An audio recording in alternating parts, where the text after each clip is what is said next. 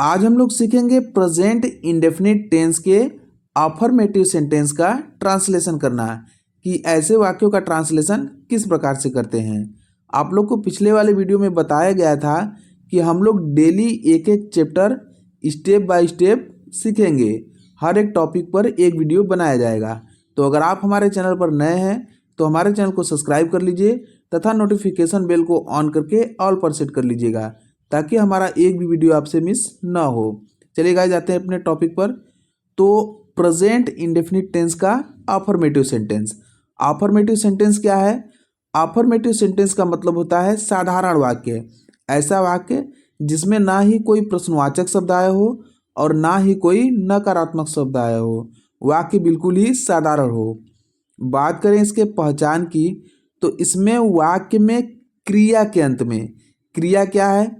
पढ़ना, लिखना, सोना, खेलना, हंसना, ये सब क्रिया है। तो इसमें क्रिया के अंत में ता है, ती है, ते हैं आदि आया रहता है।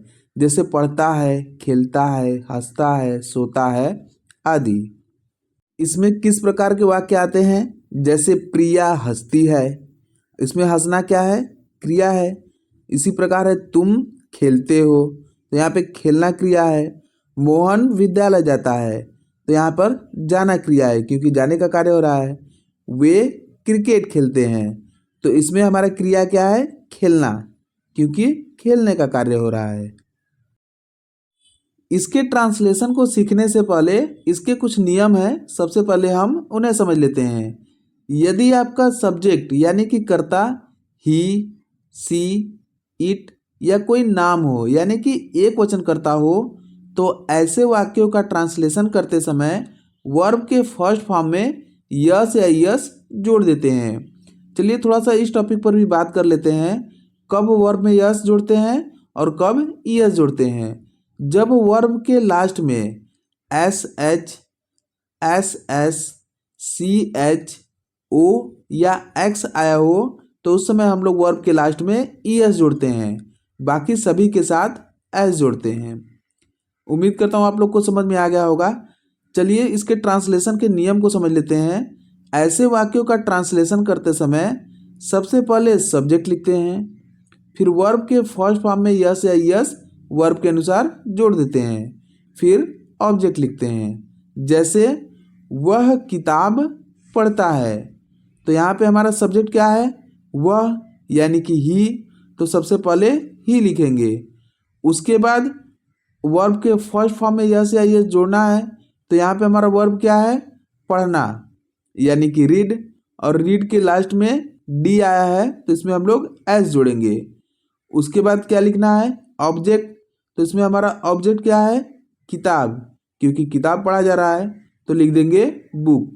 तो इसका ट्रांसलेशन होगा he reads book, he reads book.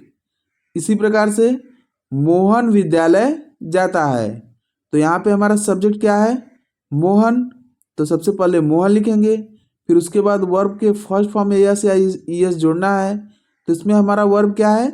जाना, यानी कि गो, और गो के लास्ट में ओ आया है, तो यहाँ पे हम लोग ईएस जोड़ेंगे, तो हो जाएगा गोज।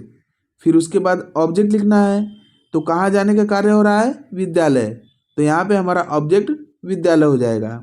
तो इसका ट्रांसलेशन होगा Mohan goes to school, Mohan goes to school. उम्मीद करता हूँ गाइस आप लोग को अच्छे से समझ में आ रहा होगा। चलिए बढ़ते हैं आगे।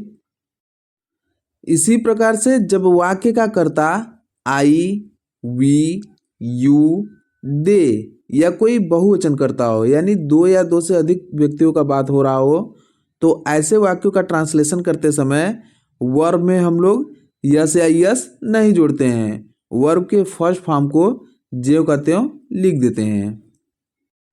ऐसे वाक्यों का ट्रांसलेशन करते समय सबसे पहले सब्जेक्ट लिखते हैं, फिर वर्ब के फर्स्ट फॉर्म को लिखते हैं, और फिर ऑब्जेक्ट लिखते हैं। जैसे मैं क्रिकेट खेलता हूँ, तो यहाँ पे हमारा सब्जेक्ट क्या है? मैं, यानी कि आई, तो सबसे पहले आई लिखेंगे।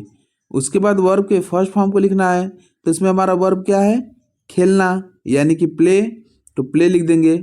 उसके बाद ऑब्जेक्ट लिखना है, तो इसमें ऑब्जेक्ट क्या है? क्रिकेट, क्योंकि क्रिकेट खेला जा रहा है। जिस पर कार्य किया जाता है उसे हम लोग ऑब्जेक्ट कहते हैं। तो इसका ट्रांसलेशन होगा I play cricket, I play cricket. उसी प्रकार से है वे आम खाते हैं। तो यहाँ पे हमारा सब्जेक्ट क्या है? वे, यानी कि दे। तो सबसे पहले दे लिखेंगे, उसके बाद वर्ब के फर्स्ट फॉर्म को लिखना है। तो इसमें हमारा वर्ब क्या है? खाना, यानी कि ईट। तो फिर ईट लिख देंगे। उसके बाद ऑब्जेक्ट लिखना है।